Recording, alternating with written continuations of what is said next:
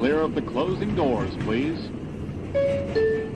All right, we are not live on Subway Sports Talk. My name is Peter Kennedy, and I am your host. Thank you so much, as always, for joining us here on SST, on Apple Podcasts app, Spotify, and on YouTube. We have not been with you guys for like a week or two here, and sorry, but life happens very fast, and I was away, did some other stuff, but we're back, baby, and we haven't left social media either.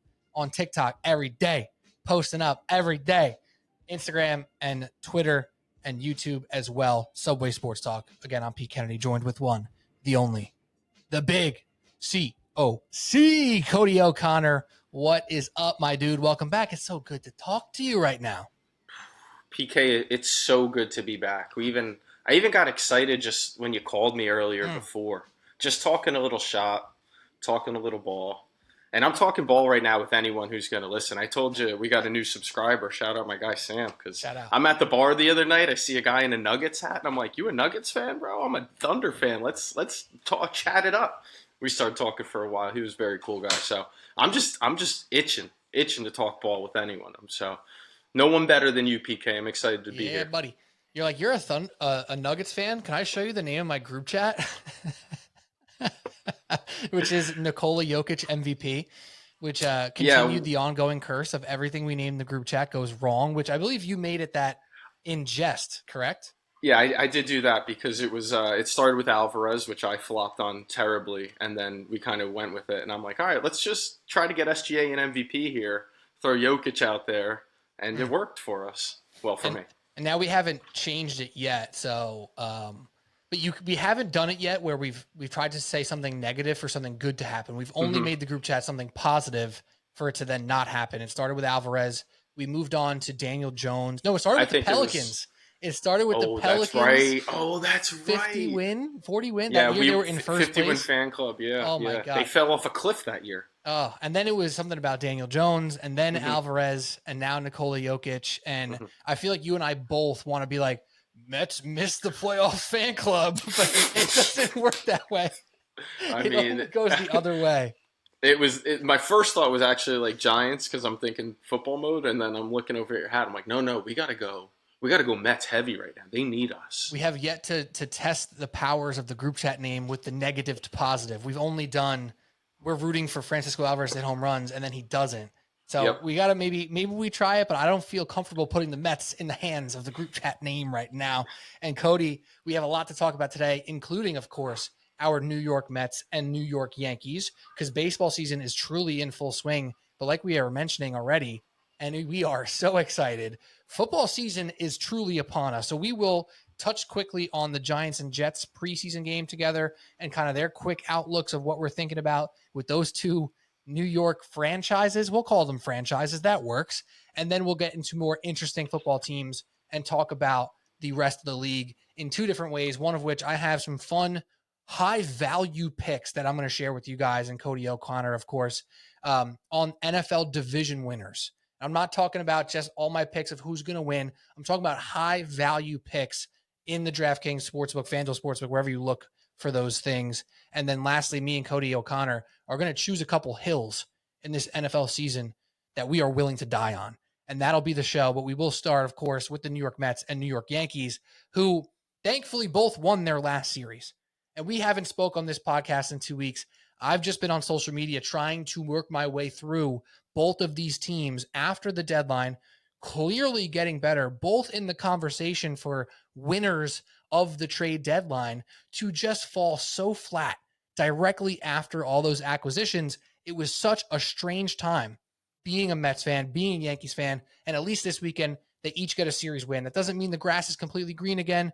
However, there's a lot to discuss. So Cody O'Connor, first things first, let's talk about the New York Mets here.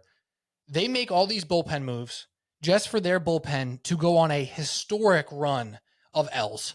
Like, they couldn't get a hold to save their life after that deadline until just recently. So now that the deadline's passed, now that we've seen multiple outings of Rogers and Helsley and Gregory Soto and Reed Garrett's back, full swing, and Diaz is still there, the whole offense thing has been up and down, but better. The starters have been the starters.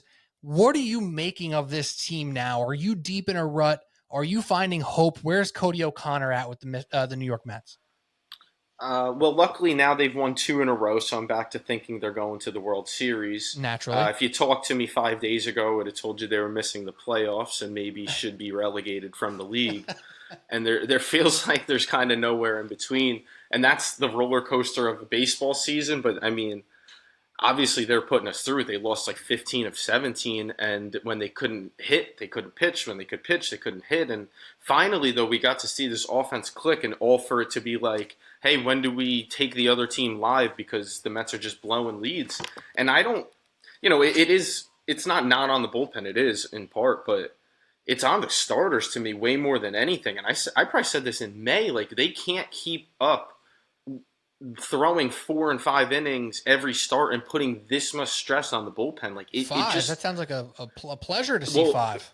The one time through the rotation, the last time through, I think Manaea led the rotation with 4 1/3 innings. And they're not even just like, oh, they're not getting out. They're getting blown up in that 3rd, 4th, and 5th inning to the point where Mendy has no choice but to go to the pen. So, it starts with them. It starts with that starting pitching. Nolan McLean was such an encouraging sign. I'm not ready to say he's going to be the 3rd or 2nd starter in a playoff rotation, but that was very encouraging to see.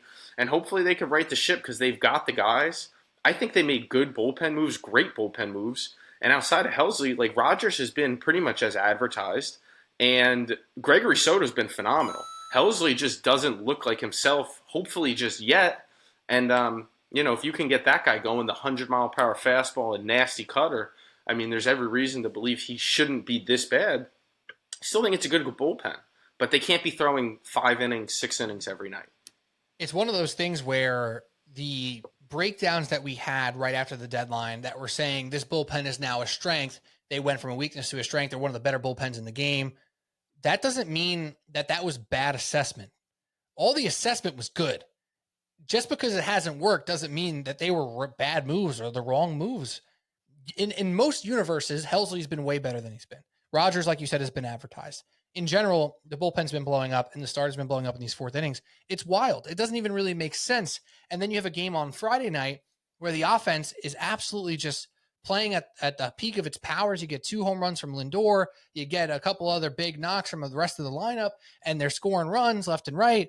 And they're still they blow 2 leads in that game. Like, what are we doing here?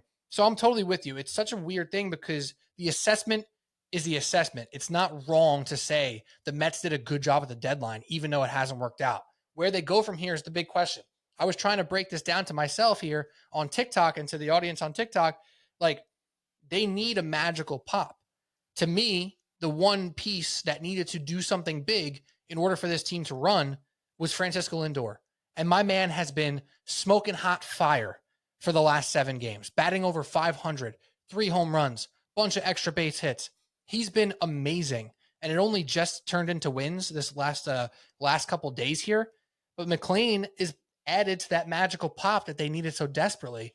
Do you think that this is something that can help them truly turn a corner? Do you think that the corner is in sight for that matter? That's a great way to put it. I think the way the offense is starting to click makes me think that corner is in sight, and maybe they just turned it with a series win. It's going to take more than that to convince us, but it feels like it's kind of starting that way. We know this team goes as Lindor goes, and now I'm sitting here holding my breath waiting on this Francisco Alvarez news because he came up spark, but he's been phenomenal. It's not just his energy. It's not just how he's managing the staff, even though they've been up and down, or how good he's looked behind the plate. He's been so good at the plate. There's that much more confidence in him. He lengthens the lineup. It's another legit threat. And then last night, he's 3 for 4. He rips a double, slides head first, and now we got to wait on that news. So I think that's a really big deal. The Francisco Alvarez news hopefully coming out is nothing too serious. But while Lindor's going like this, you better believe I think that this team is still a playoff team and one that can make noise so long as they get in. Now, over the last 7 days, Cody, if you heard these numbers, you'd be like, oh, they must be like 6-1 in the last 7, yeah. Right? Look at this. Francisco Lindor, 14 hits in the last 6 games, 560 batting average, 3 home runs, 3 doubles, 7 RBIs, 2 stolen bags. Why not? Pete Alonso, 346. Francisco Alvarez, last 6 games, 9 hits, 3 home runs, 3 doubles. 9 RBIs, batting .450. Nimmo, .320. Beatty, .412. Juan Soto, .250, getting on base at a .440 percentage.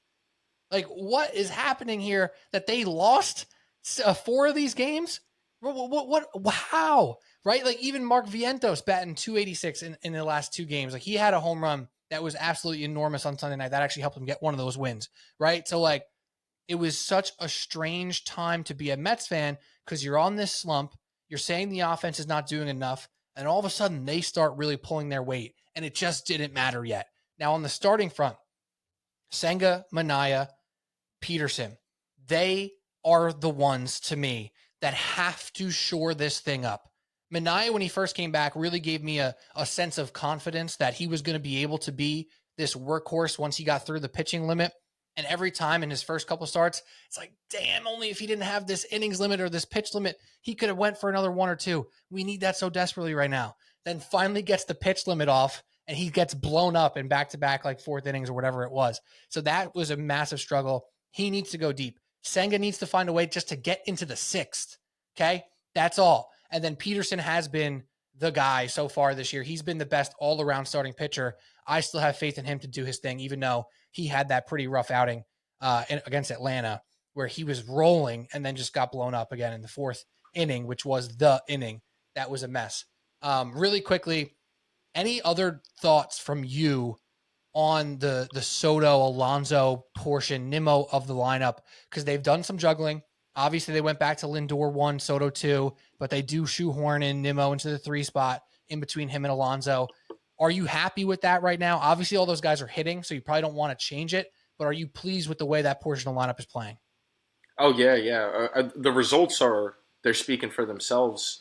I think it's more, they're going to have to figure this out in the next month and a half, hoping, right, that it leads them into the playoffs. What's going to be their best lineup?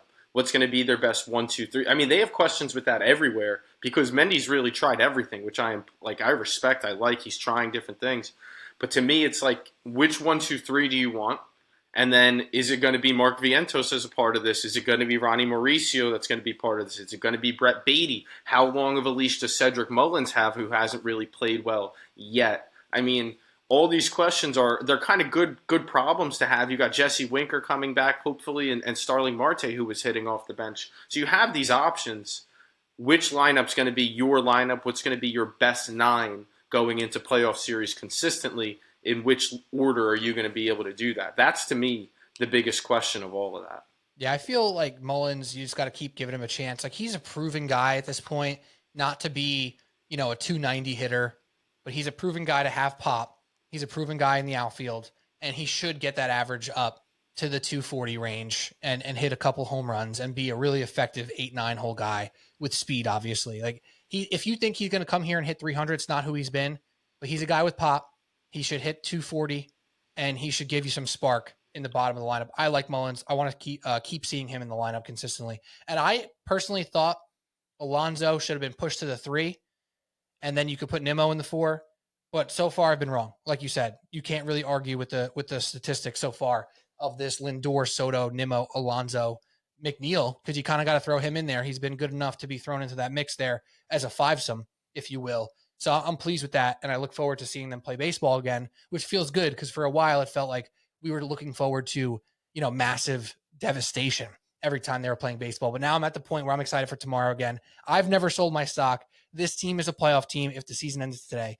And until the playoffs and the division are out of sight, I will continue to find hope in this team. And all the negativity, you can leave it at the door. Sorry. A lot of Mets fans ready to write this season off every other day. And I'm sick of it, Cody.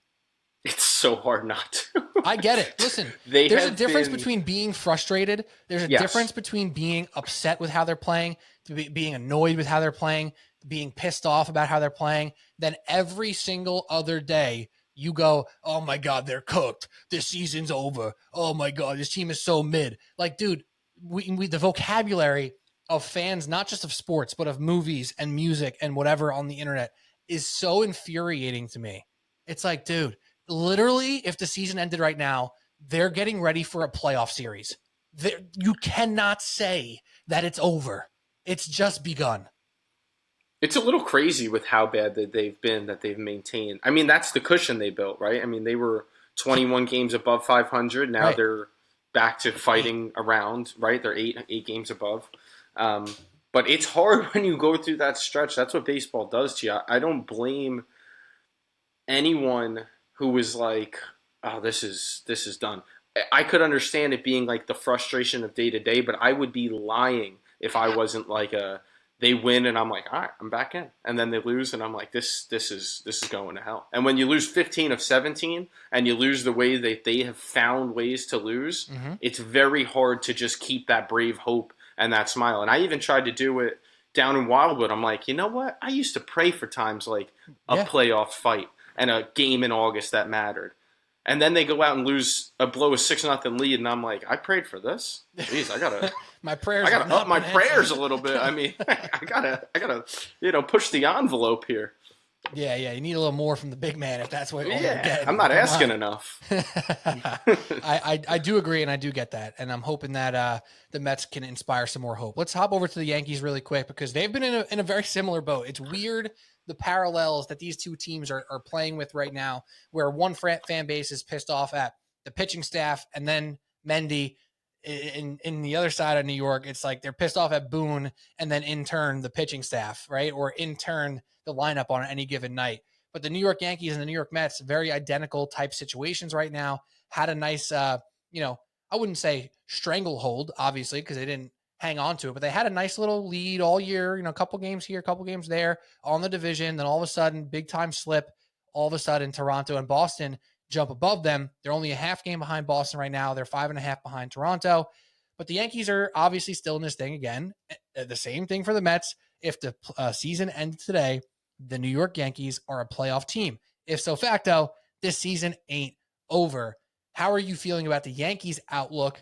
They made their little fair share of moves as well. Their bullpen pieces, a little rough start, picking it up a little bit now with Bednar, looking pretty good as of late. Judge is back. Stanton's hitting bombs. Things are up and down, in and out with the New York Yankees as well. Cody, what do you think about them? Very up and down, like you said. Getting Luis Heel back is huge. He looked really good the other night. Shores up that rotation. I know Max Fried just had a pretty rough start the other night, but that's going to happen here and there. So getting Luis Heel back, shores up that starting rotation a little bit. Is it fair to say, because I like the lineup again too. Like I was looking at it yesterday, and Stanton wasn't even in it, and I was just like, damn, like this, this is a good complete lineup. Like this is 1 through 5 are real threats, 6, 7, 8 are legit guys, and then they added I can't think of the guy's name, Candelaria or Camaria or something like that.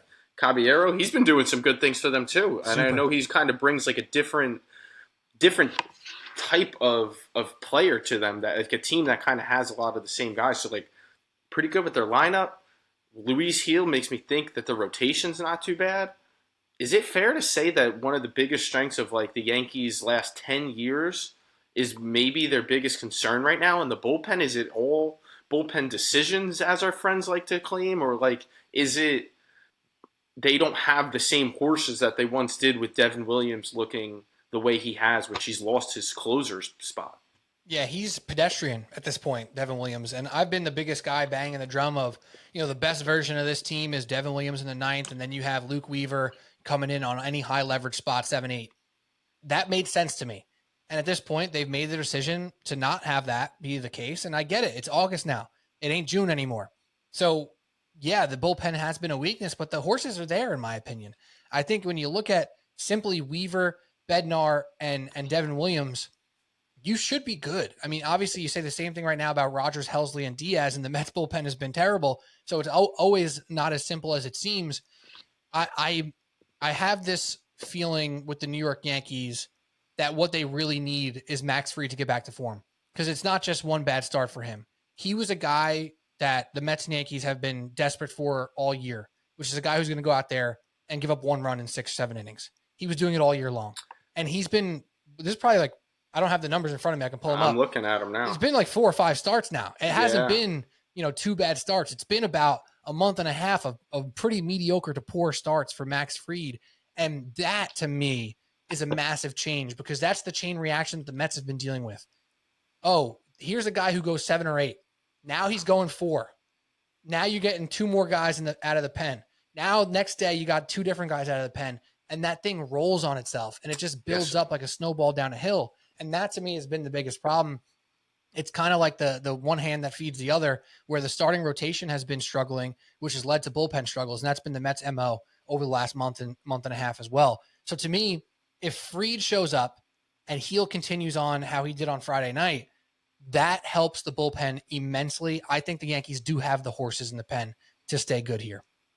Yeah, so I did pull his numbers up. I did not realize the stretch was quite like this, because it's also outside of really one start, he went 6 2/3. He's given them more like 5-inning starts, right? Which is not Max Fried like. Max Fried is a 7-inning, like, pencil him in, 2 earned, get you through, get you to your bullpen guy. He's given up 3-4 runs in most of these starts. Last couple starts, 7 runs, 4 runs, 4 runs, 4 runs, 6 runs, 4 runs, 3 runs, 4 runs, 1 run, 7 innings, 3 runs. So he is giving up those runs. I did not realize the stretch that was, because that makes a little more sense, because you think about what their rotation looks like. Max Fried, Carlos Rodon, Luis Gil, whether it's, Warren or Schlitzer, or who, whatever you're going to go with there. You're like, all right, that's a pretty good rotation. But I think similar to the Mets, they found different ways on different nights to lose, and that's what happens when you're going through these woes. But I've said this on here before.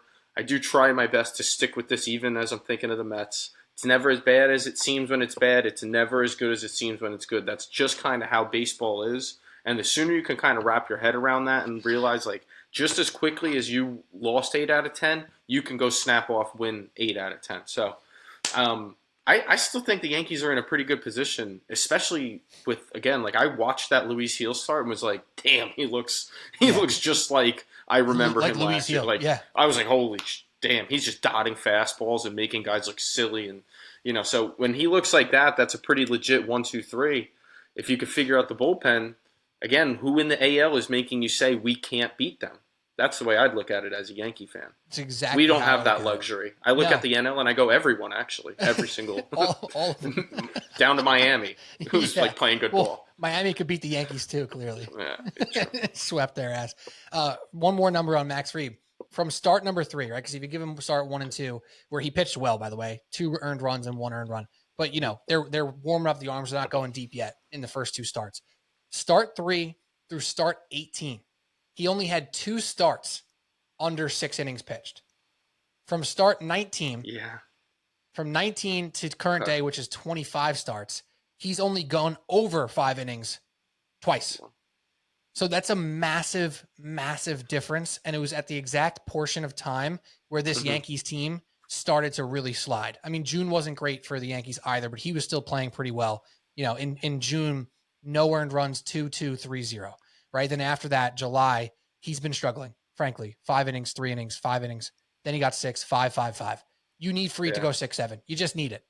It's where you needed that stopper. You're 100% right. And for all the stuff, talk about the Mets stuff too, because we don't want to be hypocritical here. Peterson was that version of Fried, where his ERA wasn't as good as Fried's. I think it was like a low 3, where Fried's was like a freaking high. He was the Mets 2, version. But it's the Mets version. He was going 6 1/3 every game. It felt like for a while. So that you need that guy to eat those innings. That's why when you have like one of these crap games where the Mets got blown out or they were losing and Hangeman came in and pitched 5 innings out of the bullpen. Blackburn did that for them the other day too before they DFA'd him. I might have confused him. Maybe it was Blackburn.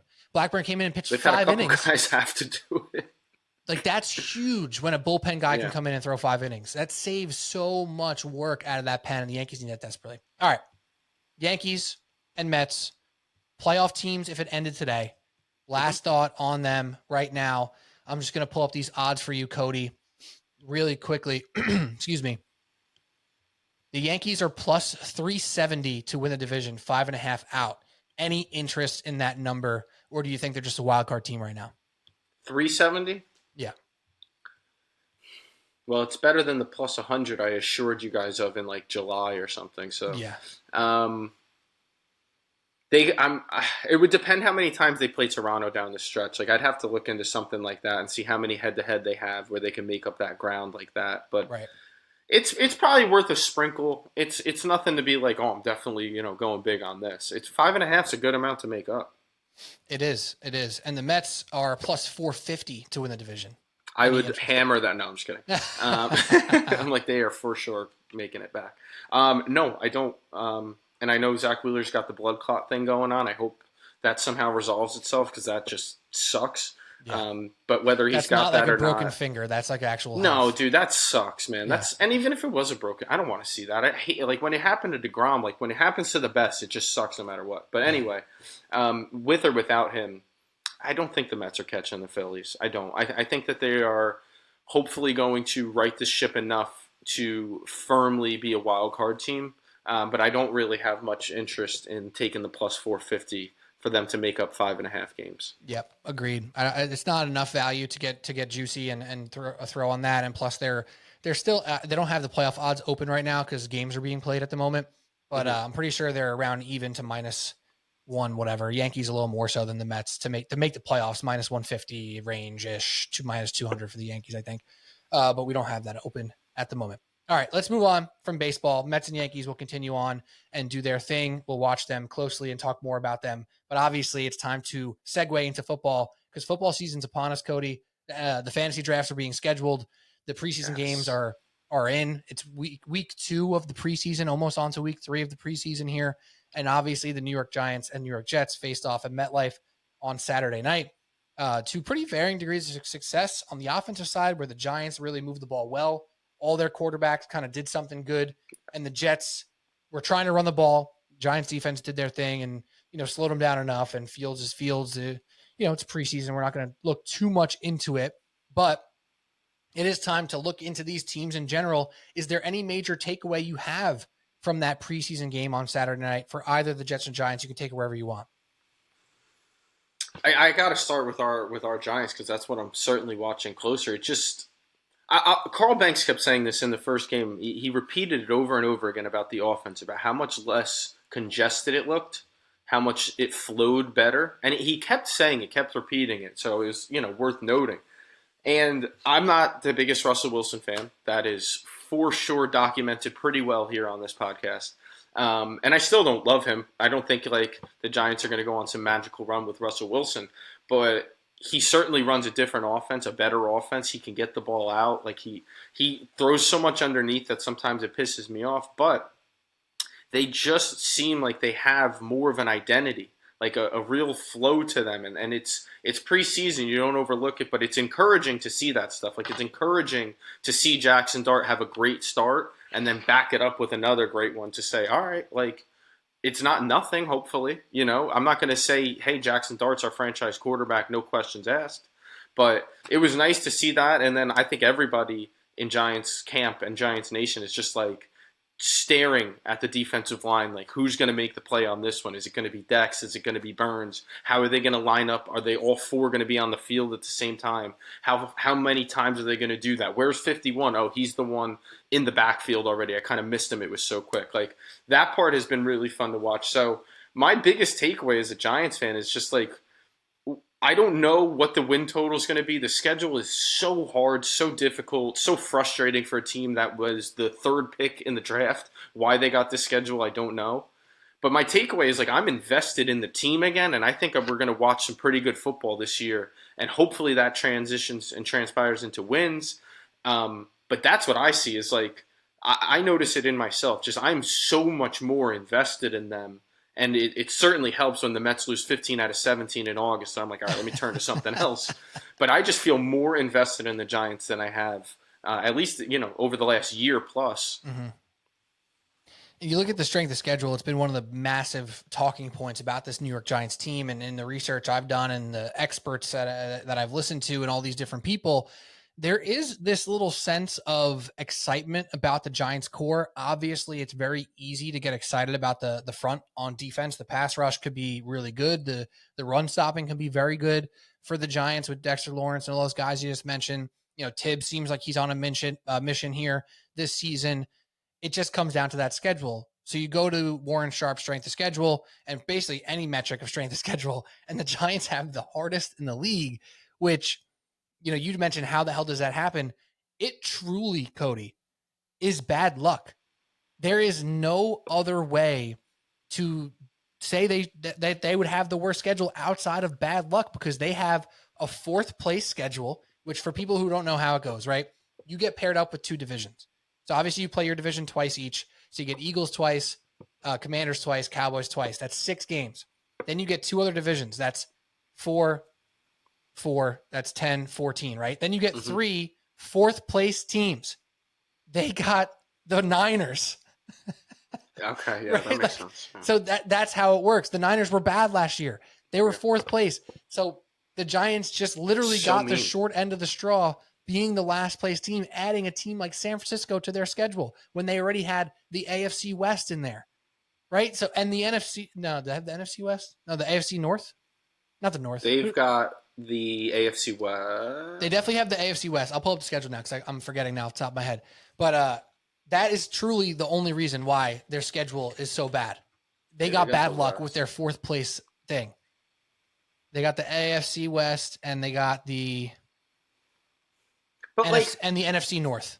If we could take that's what it was. It was back, the NFC North, so it's Packers, Bears, Vikings, and like Pete, maybe this is loser talk, but to me it's like take a step back and go, all right, should the Giants be winning these games that they're going to be 6-point underdogs in? Like, yeah, it's going to suck if they lose close, but I'm just looking at it in a different light, I feel like, this year, where it's like I just really want to see the young guys develop, a core be identified, maybe Jackson Dart starts towards the end of the year and looks good. Like, those are the things that matter to me because we're not sitting here thinking this team's a playoff team, certainly not a Super Bowl team, right? So it's like, what do you really hope to see out of this season? That's what I hope. I hope that Daboll coaches his ass off and we go, you know what? We've got something really in place here because it feels like there's more talent spread out through the field than there has been, again, over the last couple years.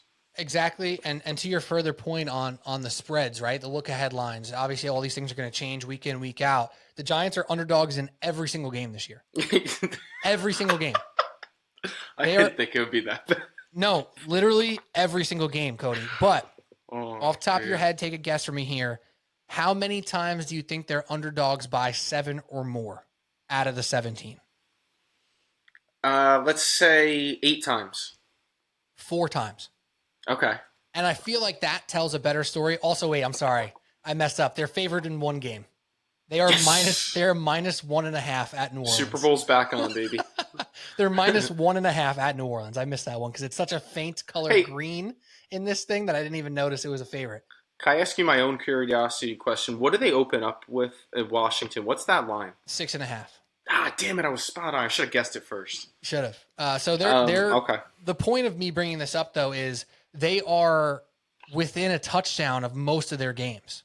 That is really so. It's like, okay, yeah, technically New England is favored over the over the Giants. That's the other 4th place team they got, by the way, the Patriots. The Saints is the only 4th place team that actually is bad.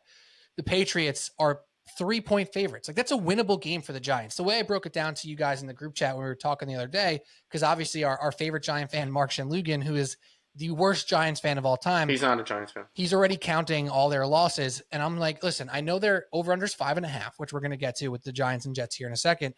It's like, but I think they have 9 realistic opportunities to win a game. That doesn't mean they're favored. That doesn't mean they're going to win. It doesn't mean they're going to beat the Patriots. I just think the Patriots are beatable. I think it's a realistic chance for them to get a win, right? So when it comes to predicting this season, if you said, yeah, well, they're only favored in 1 game, they're going to go 1-16. Like, obviously that's not how this sport works. Otherwise we'd all win the survivor pool every year, right? Like the Giants are a live dog in week 1. Let's be real. They're a live dog plus 6.5. They're in the range. They could lose by 30. I think they have a realistic chance to think about winning that game. They got Dallas in week 2. I kind of like Dallas this year. We'll get to that in our division segment in a little bit here. They're 4.5-point dogs. They're not 12.5, right? They can realistically beat the Dallas Cowboys, who have their own issues. You know, yeah, then you get the Chiefs. Then everyone makes fun of the Chargers. Everyone's like, oh, the Chargers, Herbert sucks. They're not going to be as good. But so the Giants can't hang with them? They can't get some pressure on Herbert, who took 40 sacks last year? Like, come on. Hell yeah. Let's be for real for a second here. So 5.5, I think, is a properly placed line for the New Agreed. York Giants is that if they go over, say they go over 6, 7, 8 wins, let's just say, in theory, maybe they go with 6. They can still be competitive, interesting, and competent this season. Is that something that you would buy into as a narrative? So I've learned my lesson on betting on the Giants, but I'll put it this way: if I were to, I would take the over at 5.5.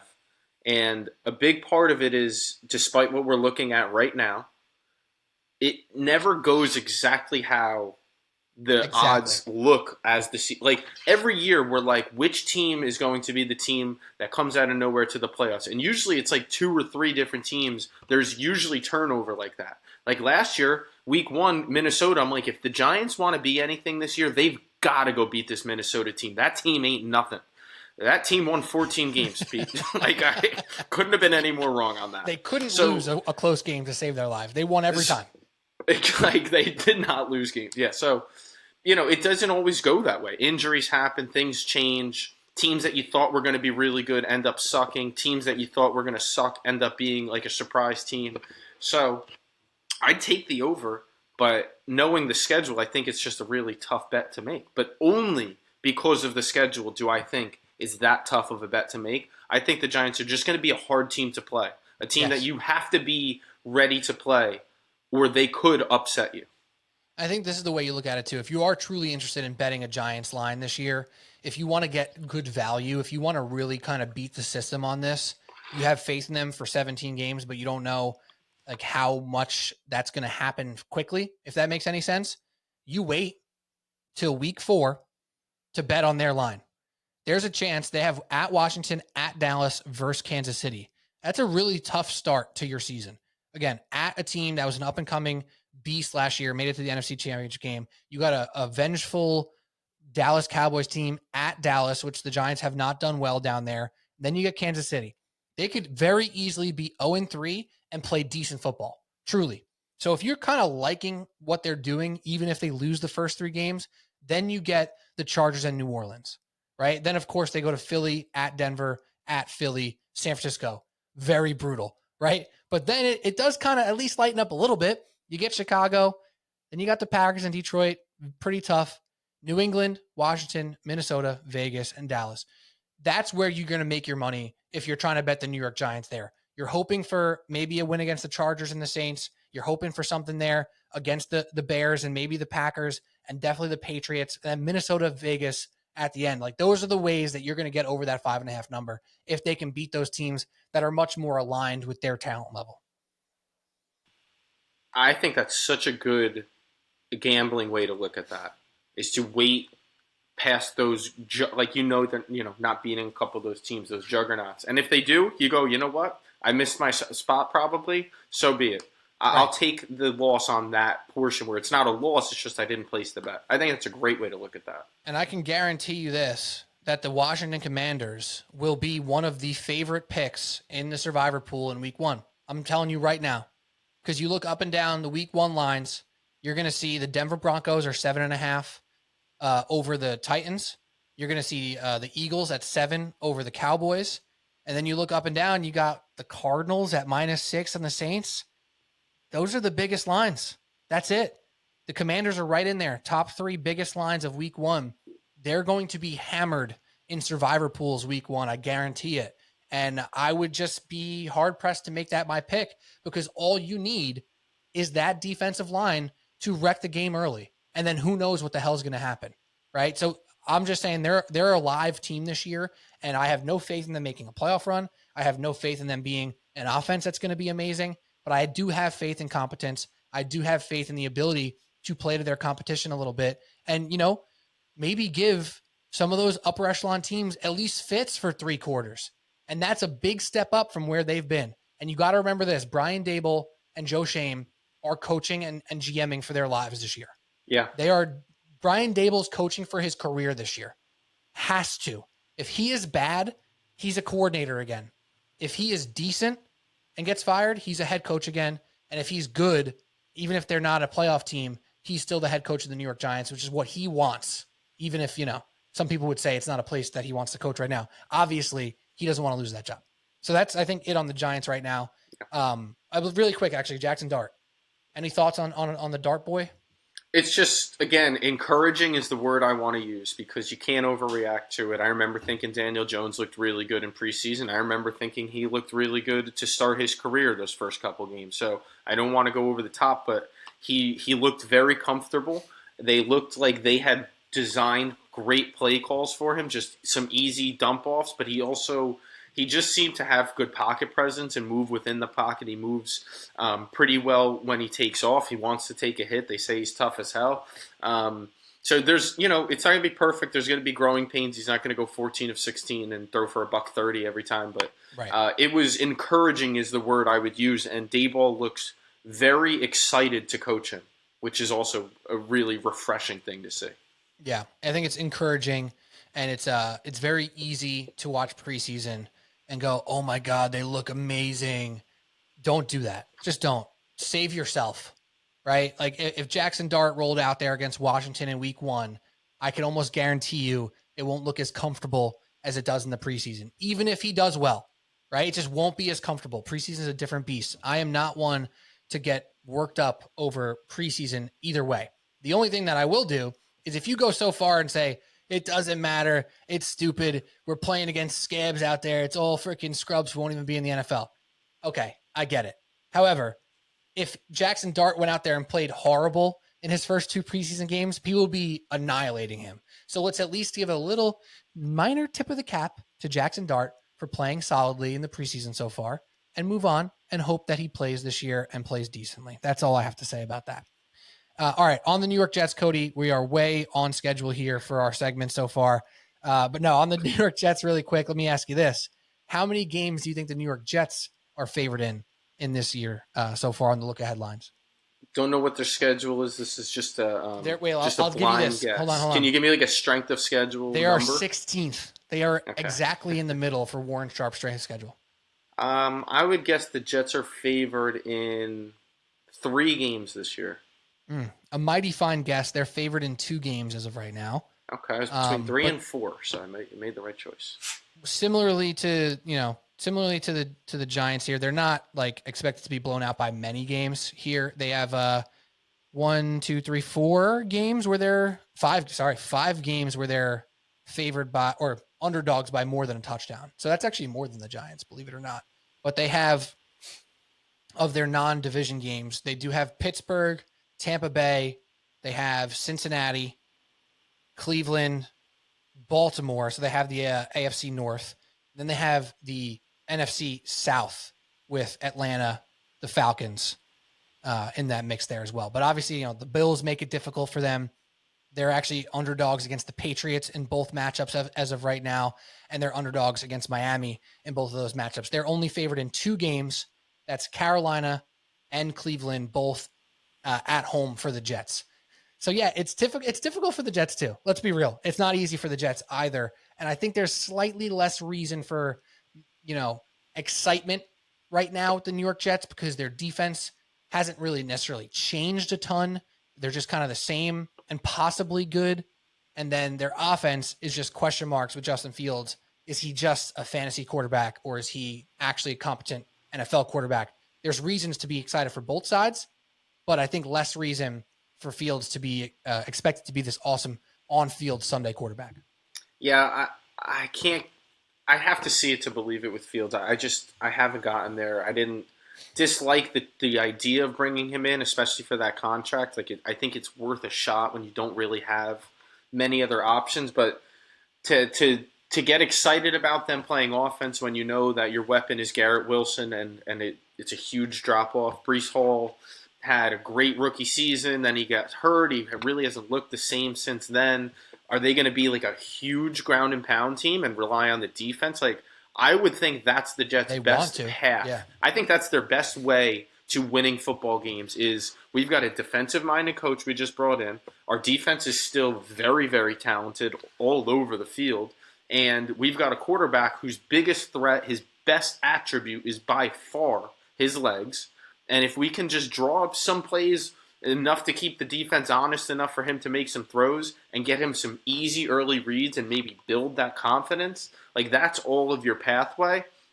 It's just, and again, we don't want to put too much stock in the preseason. He looked awful I mean, he's just throwing into no windows, double coverage, balls that are easily batted that should be intercepted. Like again, I know it's not everything, but it's that's not nothing, especially when it's your fifth year now in the league, sixth year now in the league. Like I, I did not like what I saw from him, and as a person that wasn't already kind of like teetering on what he would be.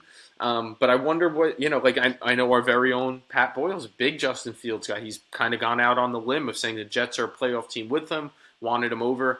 I wonder, maybe we'll fire a text off in the chat, like what he thought seeing the preseason, if he reacted in any way, if it changed his opinion. Because mine didn't really change. It's just I was like, oh, it does look like the guy I was afraid he was. Yeah, and I just think your opinion shouldn't change after a preseason game. It shouldn't.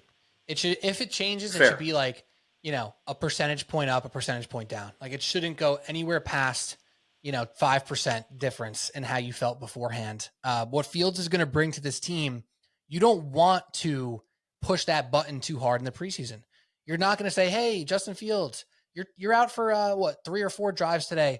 Yeah, go lower your shoulder and pick up this first down. Like you're actively telling him not to do that, honestly. And there were a couple plays I remember early in that game where, he breaks through the line, he picks up 6, nice slide, boom. In a real game where they have a chance to win, he is picking up 9 yards instead of 6. He is making a move and trying to get outside and turn that thing up. And that's going to be exciting. Braylon Allen, I think he looks very good.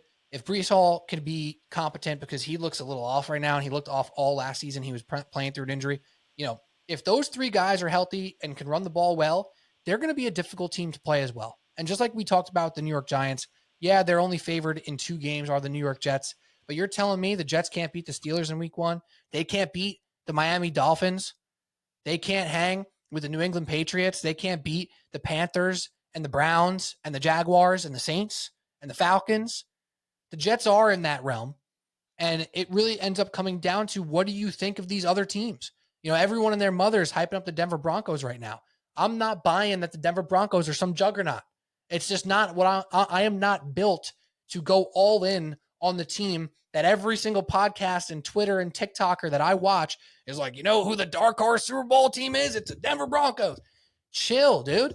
Bo Nix has a lot to prove in this league. Their weapons are not special.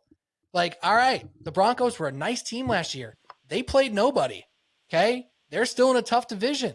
I don't see the Denver Broncos and go, yeah, they should be, a touchdown plus favorite on the Jets and Giants. Right now, they're expected to be 6.5 favorite on the Jets, and they're supposed to be 7.5 favorite on the Giants. I'm sorry. Let me see it first, right? So it often comes down to what you believe in the other teams. And similarly for the Jets here, if you like the Jets this year and want to bet they're over, which really changes, different books have 5.5, some have 6.5.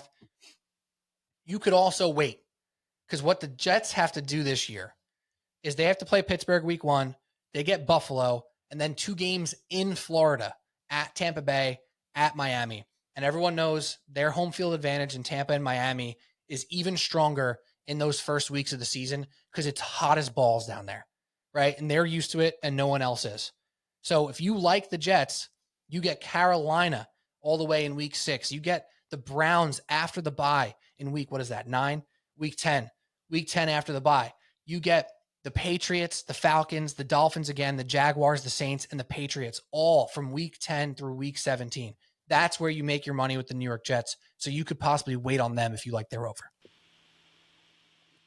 Another, just, one I wouldn't touch. I like the idea behind what you're doing, like to wait on it. Miami early on, we know, like that's a really tough team to play. And as much as it's like maybe the Jets can slow them down, they can't stop them. I don't know that they can hang with them forever. So right, we'll see. All right. I mean, I don't have much more on the Jets, Pete. We'll see. No, me neither. That's it. Let's move on to our next segment. Pete Kennedy and Cody O'Connor here. We have 2 quick segments here. We're going to run through in about hopefully 15 minutes or so and end up here. It's going to be 20. Let's be real. It'll be 20 more minutes at least. I'll be taking the alt over at 25, please. That's another thing to think about on over-unders as a segue here. If you like a team for the over or the under, it is absolutely worth playing the alt over or alt under. It's something about, 60% of teams, 70% of teams don't just hit their over under. They hit the alt over or alt under, because you have a lot of teams like last year, the 49ers. If you didn't like them last year, their over under was probably 11.5. You play them under 7.5 and you win, plus 400. That's kind of the way to do it. It's scary, but if you're going to be, betting with gumption, you should really bet with gumption. It's a place to make money on the over under front. And I'm also, Cody, looking to make us some money here because I want to pitch to you division winners with the best value that I'm seeing right now. Not just the teams that I'm going to pick to win the division. Like when we do our full preview in a week or two here, and I'm going to say, oh, the Chiefs will win the West and the Lions win the North. Like, sure, yeah, I can do that for that preview, but we're trying to find value here. We're trying to find teams with a realistic chance that can win a division that I think the number is plus odds. Maybe it's minus and it's still the best value. I don't know, but it's a chance for you to really win something. I'm not telling you to say, hey, the Bills are going to win the AFC East. It's minus 330. Bet that. Put 10 G's on that. Like, no, I'm not doing that right now. I'm not doing that right now. Though, you got 10 G's rolling around. Probably looking good. Take out a second mortgage on your home. I don't care what you have to do. And then after that, we'll get into some hills to die on. So, Cody O'Connor, my first pitch to you is in our own NFC East. Okay. No. The Philadelphia Eagles are obviously favored here just at minus 135, which frankly, if we're talking about value, that sounds pretty damn good to me. Minus 135 for the Philadelphia Eagles. What does that tell you though, Cody? Is that Vegas is telling you there's a chance for someone else to win that division. Could it be the Giants? 22-1 Giants? I don't think so. But does the Commanders at plus 220 get you out of bed, Cody? Not me. The bet is Dallas Cowboys plus 550 with a healthy Dak Prescott, with George Pickens, with Micah Parsons going to get re-signed with a massive deal to start this season up. And for Dak Prescott to have another top 4 MVP finish in him, throwing bombs to CeeDee Lamb and George Pickens all year, this offense is going to put up points, and they're going to throw them. If you want fantasy winners, Pickens, CeeDee Lamb, Dak Prescott, they're going to be chucking this year, Cody. And I think they're live at plus 550 to win the NFC East. You love the Dallas Cowboys. I probably said that sentence last year and maybe the year before. You can't quit them, Pete, but I respect it because you don't really waver off of it. And I understand the reason why. And we've always said as much crap as Dallas gets, it's always about the playoffs with them. It's always been that they choke in the playoffs. It's never usually, outside of last year, a regular season thing. Now, the couple Cowboys, right. No. It's not even like a blame game on them. It's just what, the reality of like they actually were awful, but injury certainly played that part. The Cowboys fans I know are not very high on them, but I think it's a first taste of like, dude, this might be like this. I don't know. This might be really bad. So you're venturing out on your own on that one. Because I can't get you. You're not going to get me there. I look at the Eagles at minus 135, and I think it's genuinely disrespectful to them. 100%. Yeah, I agree with that. Like, what changed about them that is it Commanders hype? Because that's what I'm thinking. It must be Commanders hype, which is keeping this line as close as it is. Because like you look at the next biggest favorite is Buffalo. And a part of that is Buffalo's unbelievable. And then the other part of that is the rest of the division probably doesn't have the same threat that a Washington or even a Dallas arguably has. So I guess that's where the line comes from. Is that fair to say? I think that's where the line comes from, 100%. And it is kind of crazy when you break down the strength of schedule here for these teams in the NFC East. All of them are below the 8 ball here. So you got Washington at 19, Dallas at 22, Eagles at 29, and the Giants with supposed the easiest schedule out of all of them with 32. So all of them have difficult positions here. Yeah. The Eagles are 29th on strength of schedule. They have a tough schedule this year. You just don't feel it when you look at it because they're the Eagles and they're the champs and they are favored in all but 2 of their games this year. So yeah, of course, they're the easy pick at minus 135. I agree that it's actually disrespectful. I have more faith in the Eagles to win this division than I do the Commanders versus the Cowboys to be the person pushing them against the wall. Fair if enough. that makes sense. It's completely so reasonable. If I'm not betting the Eagles at minus 135, I'm finding the value at Cowboys plus 550 because I think there's a better chance for the Cowboys to outkick their expectation than the Commanders to, repeat what they did. Because if you remember who the Commanders beat last year, it was a laundry list of trash heap quarterbacks. They were beating nobody out there for Washington last year. Yeah.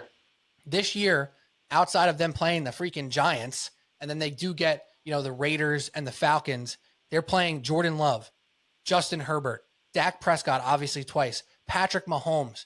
They do get the Detroit Lions, and they have Sam Darnold in Seattle. They have Tua. Like, this is a much different list than the wins that they had last year. Last year, it was like Gardner Minshew, Daniel Jones. It was nobody's. And that they're playing some real people this year. So that's why I like this idea that the Cowboys can kind of shock people, buying low because they had such a bad year last year. And then you remember that Dak Prescott, as a starting quarterback in the NFL, is 76-46. 30 games over 500. It's really good. Last year, he was only 3-5. He was banged up. Cowboys were a mess, and it was over before it started. 12 wins. Every time he plays a full season, 12 wins, 11 wins, 1 year at 8-8, 10 wins, 9-7, 13-3. This guy's a proven regular season winner, and I want to bet on that at plus 550. I'll tell you, like, I look through this, and I'm not confident in divisions this year. Like, last year, I had my luck, I had my fortune, I threw it away because I was responsible. But as I look this year, and like we said that, like, earlier, you have to try to – it's not going to be chalk. It's not going to be 8 division leaders. They're not going to all be the favorites. It's not going to happen. So where can you find a pick? Finding a team that's listed as the third favorite is a pretty good recipe to being like, I can pick all 8 of these because there's probably going to be one of them. So I'm looking at, as we're doing this exercise of best value, and to me, I'm going to tell you my favorite value is it's the Chiefs at minus 110. Like, that's my favorite value without any shadow of a doubt. I already took the bet. I think it's insane and disrespectful to them because of all the Broncos hype. Maybe it's Justin Herbert hype. Maybe it's the way the season ended last year. That's my favorite value, but I know that's not necessarily the exercise. So I'll give you one more that's not necessarily the exercise, but has really good value to me. It's San Fran at plus 155. They're favored in their division that's supposed to be pretty tight. But I'll tell you, I do not believe in Arizona, and I never will, not until they tell me, like, prove to me that I should. And I don't care if they start 6-1 again this year. Right. I'm not falling for the Kyler Murray tricks. Seattle has a lot of new moving parts. They don't have DK Metcalf. They don't have Tyler Lockett anymore, or Tyler Lockett's just maybe so old that he's, like, fallen off. But it's Cooper Kupp, who looked horrendous down the stretch last year. I watched him very closely as one of my futures lost on him and his receptions. And, of course, you've got Jackson Smith and Jigba with now Sam Darnold, who, yes, looked so good with O'Connell. Is he going to repeat that success? And then you've got Stafford and the Rams. Love the Rams. Love Stafford. He's dealing with a back already. He's aging. Like, I'm not sitting here. I still think they're going to be good, but I think the value's all the way with San Fran, who seems to be kind of like up on the up and up to me. Like, Brock Purdy, I'm a huge believer in. When we do our quarterback tiers eventually, you'll probably see that.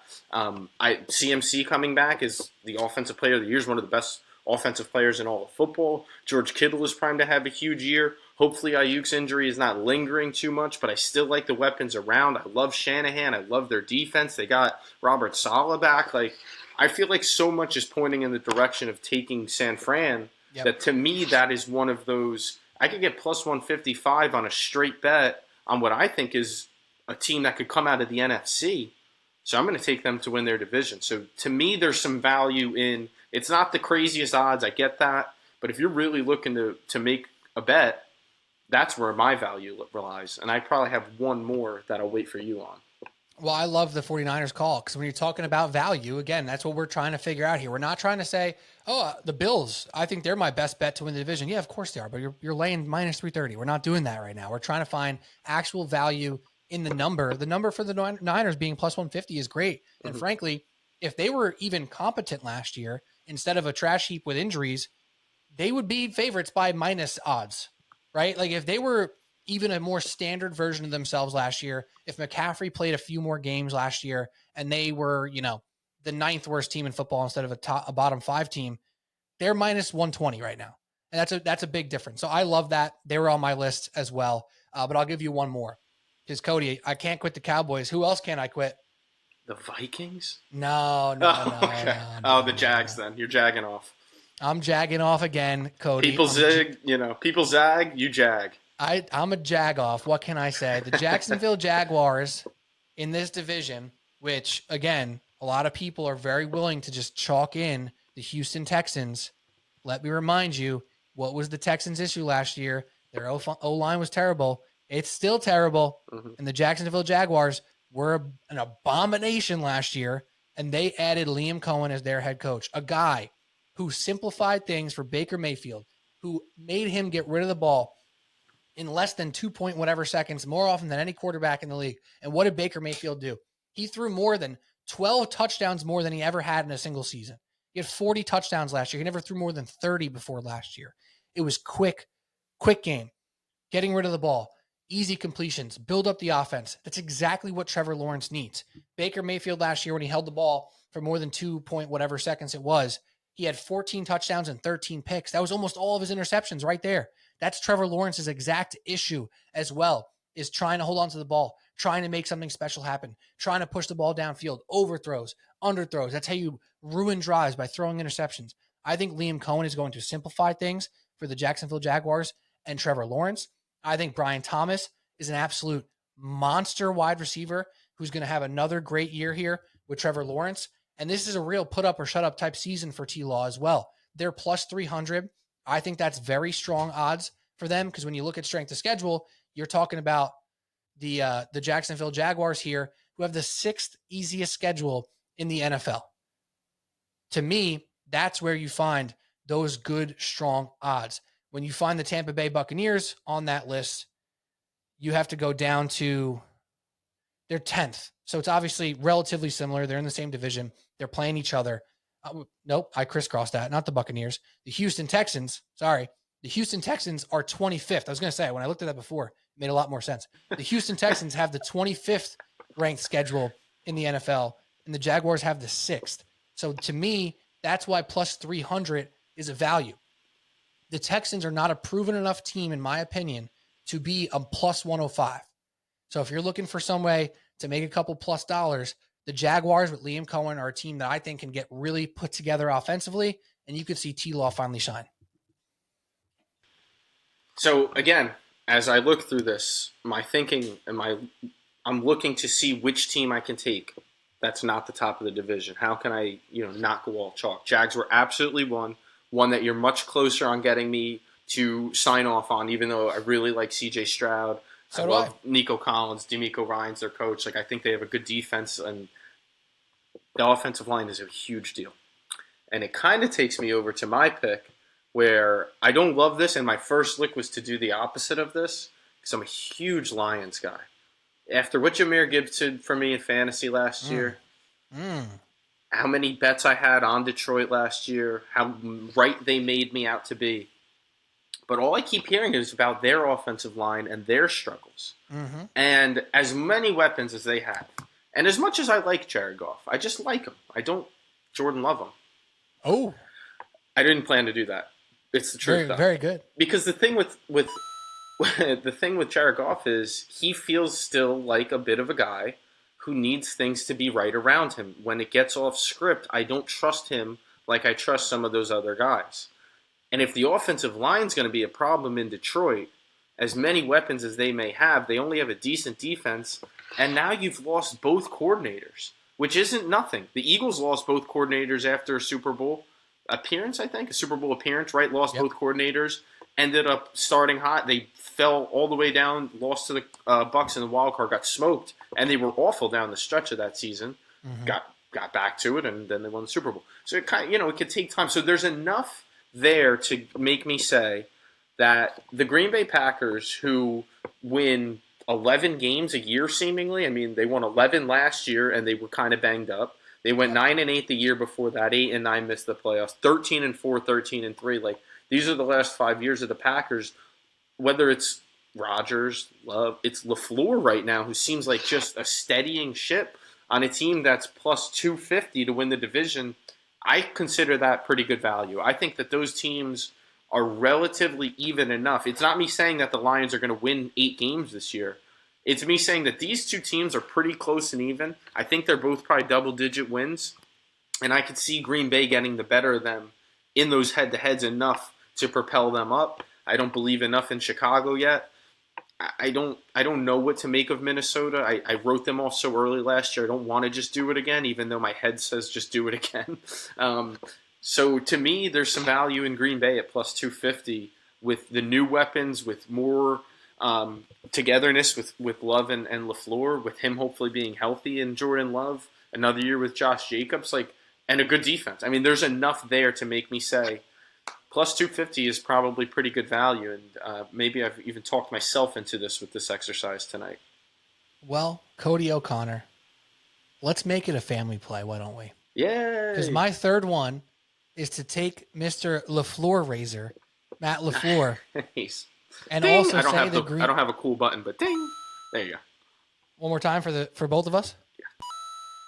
Matt LaFleur, the LaFleur Razor, and Jordan Love have an easier schedule than the Detroit Lions, to the point where, Cody, how many times do you think the Packers are underdogs this season? How many times do I think the Packers will be underdogs out of 17 games? 4. Correct. Finally got one. How about the Detroit Lions? 6. Well, I'm going to give you this anyway. It's also 4. Actually, I'm sorry. It's 5. Okay, it's you tricked 5. me before. I did trick you. I was counting up as you were saying. They have 5 games as underdogs, right? So this schedule makes a difference. And I know you could look at, strength of schedule isn't everything. We just made the argument for the Giants to win more games than whatever because they have the hardest. I get that.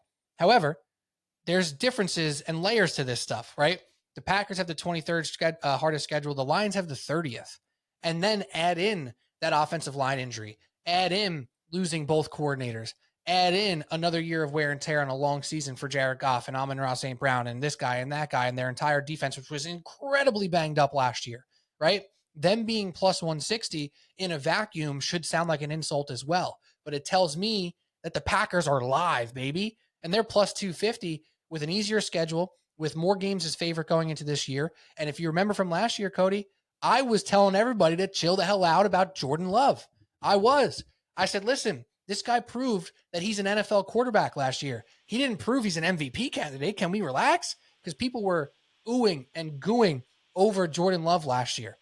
And now this is the year where you can buy with a little bit of value on Jordan Love. Because again, if he wasn't hurt last year, what'd you say? They won 11 games? They probably win 12 or 13 because he was playing through injury. Yeah, of course, Malik Willis, I think he won 2 or 3 when he filled in because they just ran the hell out of the ball. And again, Mr. LaFleur Razor doing his job. Right. That's a positive for the Packers. Exactly. So you combine a healthier version of this Packers with who they drafted Matthew Golden as well from Green Bay. You feel great about their offense still with Jordan Love and Matt LaFleur, and their defense is very good last year. So I think they can be a 12, 13-win team, and I think it's very realistic to think the Lions, who I believe are still a playoff team, aren't going to be as strongly suited rolling through their schedule like they did last year. So I also like the Packers at plus 250. I think it's very good value. There we go. Look at us. So I'm going to go a little off script, but I was looking through the other day, so I have my possible futures. I only locked one in. One of them that I could see myself going just slightly maybe more than I would on others is Packers just to make the playoffs on FanDuel is minus 120. Love it. And that seems just like a pretty good straight up bet. Like minus 120 is the type of line that I'd put a little bit more on with the juice. So I think that's a great one to look at. I'll give you one division just quickly is just because they're so good and so talented, even though I think the team above them is better. But Cincinnati just has to be mentioned in this. Like, you want to talk value. You're getting Joe Burrow, Jamar Chase, T. Higgins, that returning group, even though they've got some things going on and it's hard to trust the defense. But plus 260 for a team that always stumbles out the gate and is very clearly taking the preseason seriously. Very Burrow played multiple drives again tonight through the first quarter. He played into the second quarter. He was taking sacks, scrambling. Like, they're trying to get off on the right foot. So that's something. And really quick before you go to your next one, you have to remember on that front, not only have they stumbled out of the gate, they haven't had a real camp together because Burrow injuries has had or appendicitis, contract and all that. Yep, you're right.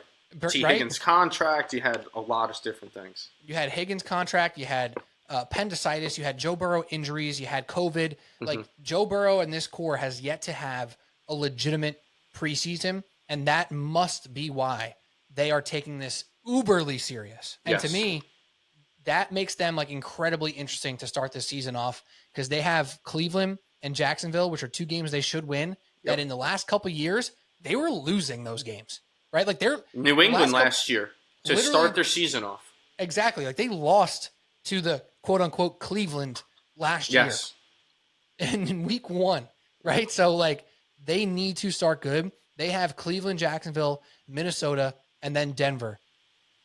They could be a 4-0 team this year, and they probably feel like they should be a 4-0 team this year, right? Like they feel like they should be. So I love it. Great call by you. All right, really quick. We're at an hour 10. Final segment. I'm just going to say this because I already used it already. We're going to do hills that we're willing to die on here, Cody. It's a take that we're saying now that we're going to try to stick with as long as we can until we die on that hill. So my first one is already Trevor Lawrence. I already just told you I love their value. I've been hyping this guy up. I have faith in this guy. I haven't sold my stock. I am on T-Law Island all alone over here on Subway Sports Talk. I think Trevor Lawrence this year puts himself back into the top 10 category. We were talking about quarterbacks, you and I, and we were saying you can make arguments for these people from 5-ish, 6-ish, all the way through 15, 16 for any spot in the chart. Trevor Lawrence is not one of those guys that you're making an argument for 5, 6, 7, 8, 9. I think after this year, we are able to make the argument again for Trevor Lawrence in that 8 to 12 range as an NFL quarterback. That's all you, dude. You've been on that. You haven't gotten off of it. I respect it. I'm not jumping onto it. It's all you. My pitch is very simple.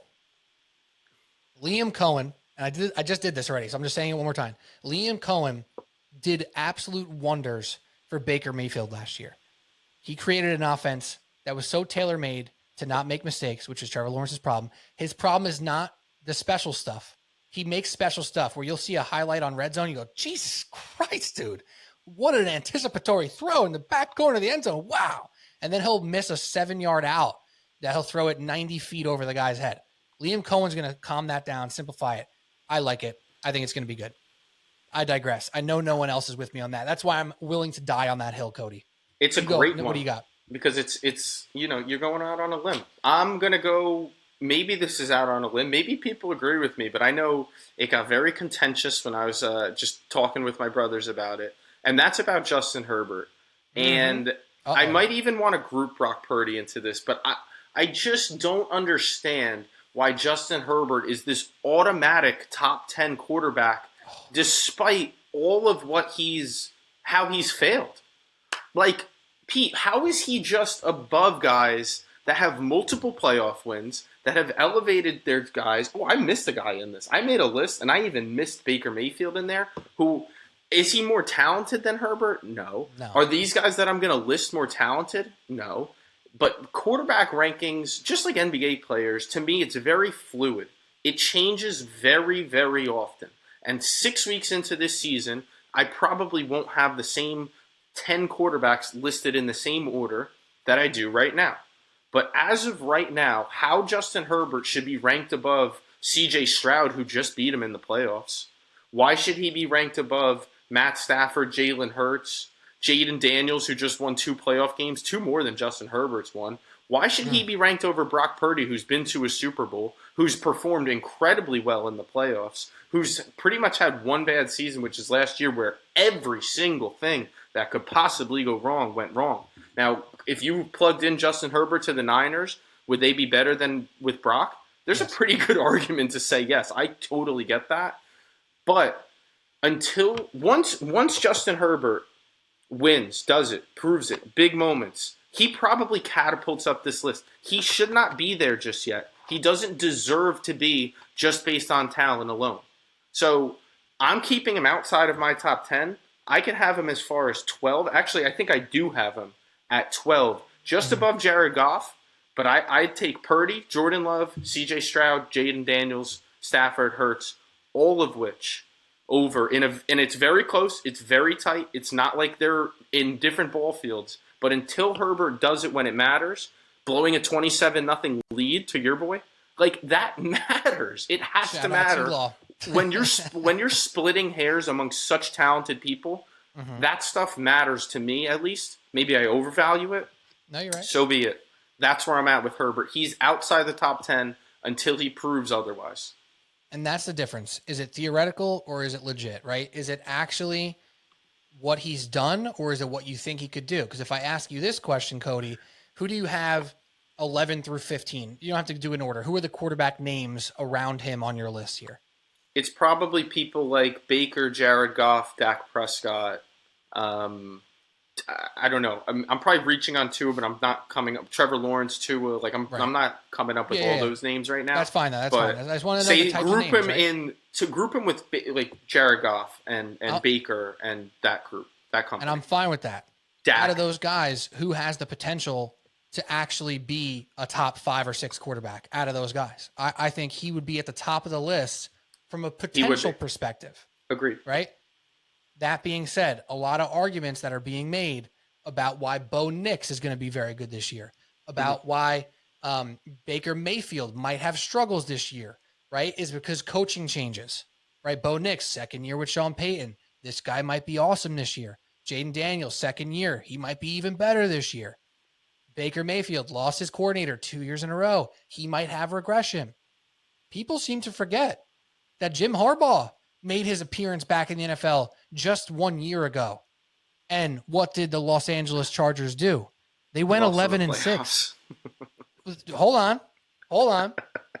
They went 11-6, and Justin Herbert had 23 touchdowns and 3 interceptions.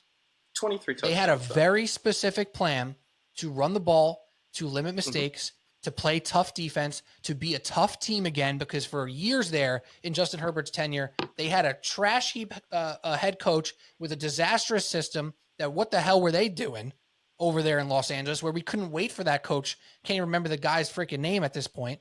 What the hell was that guy's name 2 years ago? I forget. Brandon Staley. Staley. Everyone thought he thought he was the smartest guy in the room every time he walked in, right? They're now in year 2 of Jim Harbaugh. Why aren't they getting a bump? I'm sorry.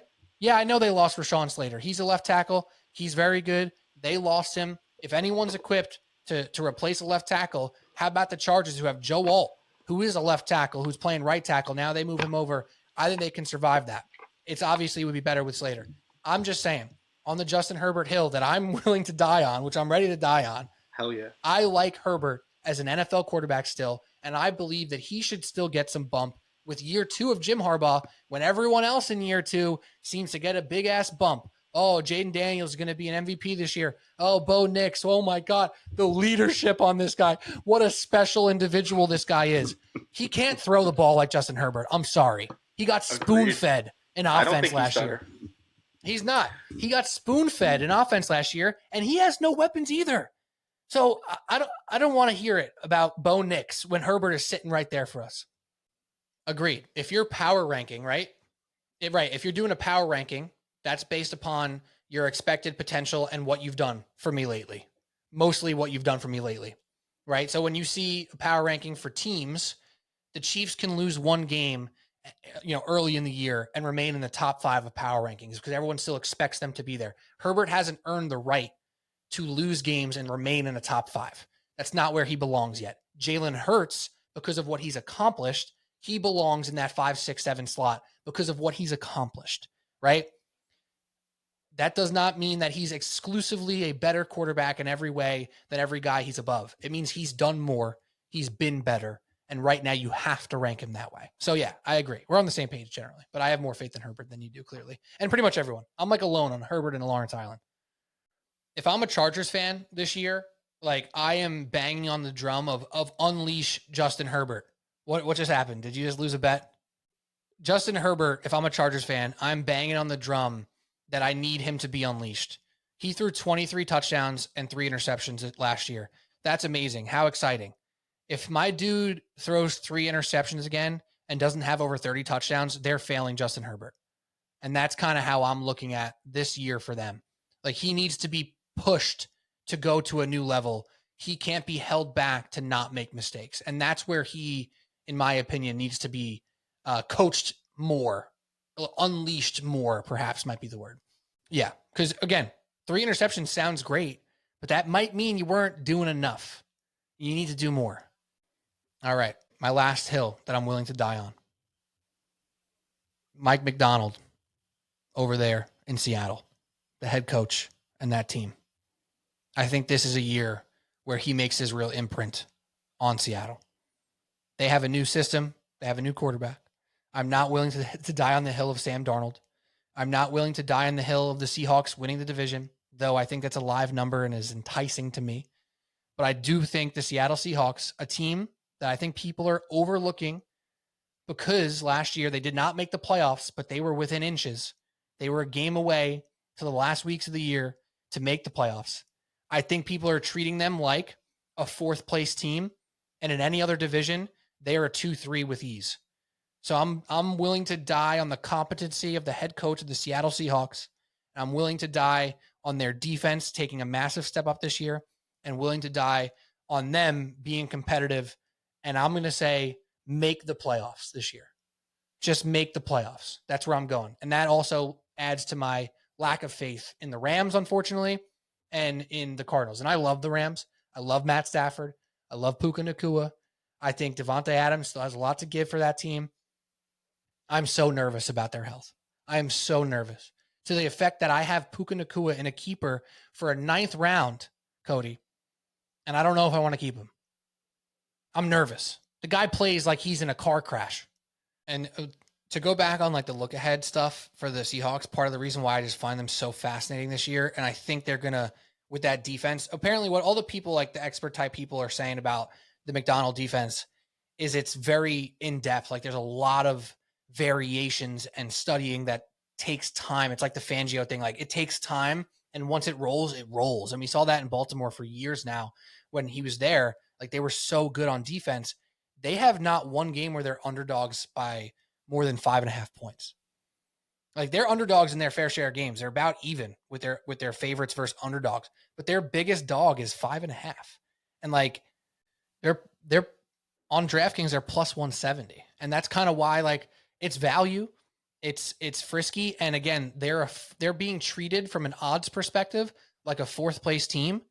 But to me, like, you think about their strength of schedule and you think about the moving parts, like they got the 13th ranked schedule. They got a 4th place schedule. They're in a division where maybe the Rams and Cardinals are gettable. Like, they're not a true 4th place team. They're not the Saints. They're not the Giants. They're not those levels. The Browns, right? They're not those levels of 4th place teams. Oh, we lost Cody O'Connor at the last beck and call. Cody O goes down swinging, saying to take the Chiefs at minus 110. That is tough. That's a good bet, man. You just take it minus 110. You put $50 on that, and you feel like you're alive for the year, kind of hoping that the best team wins their division. All right, well, that's all we're gonna do anyway. Pete Kennedy, Cody O'Connor. That's all we got here on Subway Sports Talk. We'll be back with way more football talk, way more Mets and Yankees talk, because that's what we do on Subway Sports Talk. Don't forget to follow us on social media at Subway Sports Talk. That's TikTok, especially. I'm posting there every day, multiple times a day. Hit us up on TikTok as well as Instagram, Twitter, and YouTube. That's all we got. We'll talk to you soon.